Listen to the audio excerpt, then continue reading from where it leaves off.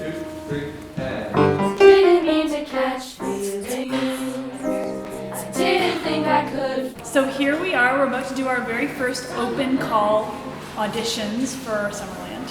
And a big chunk of the students are going to be in Summerland alongside of Wexford students, Sheridan students, Randolph students, York students, and a number of professionals. Acting opposite with all this fresh, young blood, I guess, and everyone's so hungry for it. Because we are casting from a variety of avenues, we're getting the best of all the best in Toronto, of young talent. It's amazing how much is actually out there. How many kids are willing and want to do this and eager and excited about it. Mm-hmm. Just as excited as we are. We're just all kids who all share the same struggles and share the same perspectives and ideas, and we all want to bring it together and push it into something that can really give us a voice. Now, again, and that ends.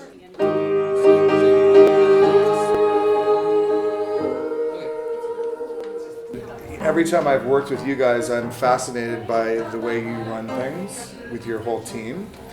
And so I learn from watching. It's a mutual exchange of ideas. It broadens our community. Our community is small. We're starting to do a weave between all these schools. It's all very exciting. A really talented bunch. They really surprised me by how great they were vocally and how quick they were to learn something and change. I think the writers did a really good job writing for teenagers. I think they really saw through the lens of a teenager. It's extremely important to us in this show to represent their voices correctly. They're not going to shy away from true teen angst. They're not shying away from the intensity of emotion that you experience as a teenager. It really relates to us in so many ways. Yeah. Just the way the characters are developed and the way they're made. Making up characters based on people we knew, based on ourselves, based on the kids, and adding, if there was a kid that could have a specific skill, we'd write a role for that kid, or if this kid had a really interesting way of speaking or view on the world, we'd write for that kid. Changing lines, changing songs.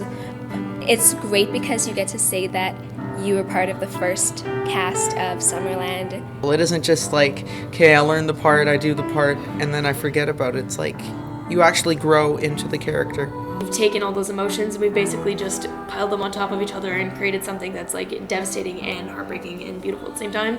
It feels like you've created something of your own. You've given something, you've given some part of you to this musical. And that you'll always be a part of it. Mm-hmm.